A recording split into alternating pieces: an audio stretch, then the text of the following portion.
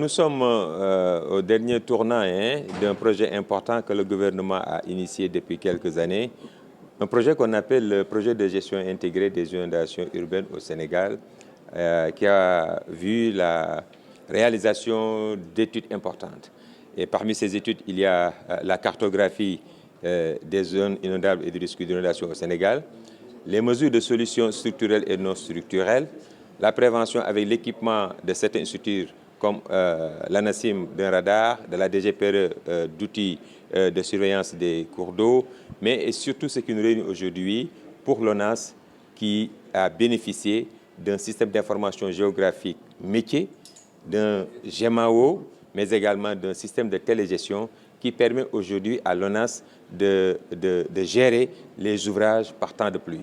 En d'autres termes, aujourd'hui, à partir de Dakar, ONAS dispose des moyens pour surveiller les bassins qui sont à Touba, à Kaolack, à Kaffrine, et nous comptons pratiquement les équipes de l'ONAS, le DG qui est là, est en train de renforcer les points que nous avions initiés dans le cadre du PGIS pour couvrir l'ensemble des ouvrages de l'ONAS. Mais vous savez que déjà, rien qu'avoir un système d'information géographique métier permettrait à l'ONAS, dès à présent, de surveiller tout son réseau.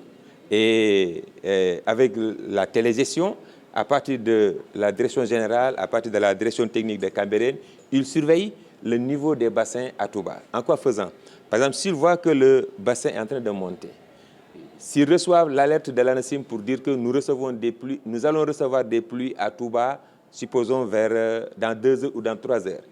Dès à présent, ils savent le niveau du bassin, ils pourront prendre les dispositions, écrêter ce bassin-là ou bien mettre ce bassin-là à un niveau 0 pour pouvoir recevoir les pluies. Et c'est ça donc l'alerte est là, c'est ça l'alerte précoce que nous comptons vraiment développer pour vraiment mieux gérer les inondations. Vous avez abordé un point très important parce qu'aujourd'hui, l'ensemble des outils et documents que nous avons pu mettre en place nécessite de la part des hautes autorités des lois et règlements. Et là, avec la Direction générale de l'urbanisme et de l'architecture qui joue également un rôle très important, nous avons mis en place un comité pour voir les modalités d'intégrer dans les documents d'urbanisme tout ce qui est plan de prévention du risque d'inondation, parce que ce sont ces plans de prévention de risque d'inondation-là qui, à partir des cartes d'aléas, à partir des cartes de zonage, vont définir un règlement pour dire, en tout cas pour cette zone donnée, pour une zone X, il ne peut pas y avoir de construction à usage d'habitat. Mais pour une autre zone, on peut avoir des constructions qui répondent à des prescriptions. Par exemple, construire sur pilotis ou bien construire avec un vide sanitaire, etc.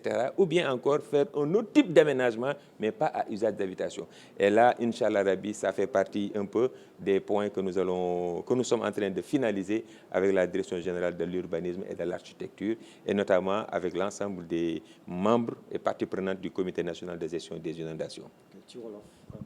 C'est l'occasion de remercier l'AFD et le Fonds vert climat, parce que je ne l'avais pas parlé dans la partie française, qui nous ont financé un projet très important à hauteur de 10 milliards.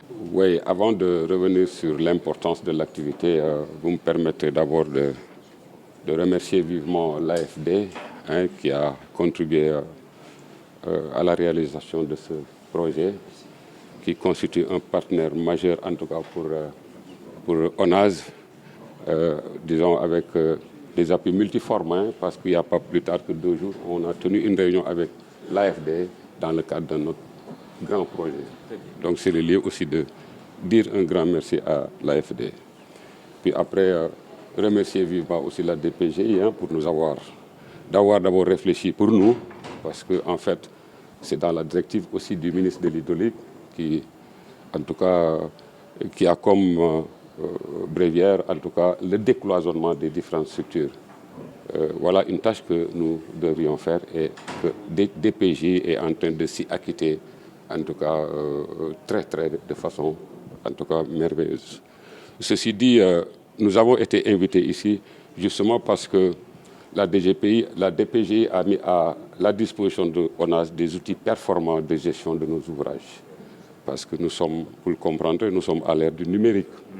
Quand on vous propose des plateformes telles que le SIG métier, tels que le télégestion, tels que les GMAO. Moi, je pense qu'on ne pouvait avoir, en tout cas, meilleur que ça dans la gestion de nos ouvrages, parce que nous sommes dans un contexte où la ressource financière est extrêmement rare. Donc, c'est sur la base de ces entretiens qu'on prolonge la durée de vie des ouvrages pour faire face justement à ces phénomènes récurrents que constituent les inondations. Donc, c'est d'une importance capitale. Nous avons hâte même de disposer de l'ensemble, en tout cas, de ces outils pour pouvoir, en tout cas, gérer mieux encore nos ouvrages d'assainissement en eau pluviale.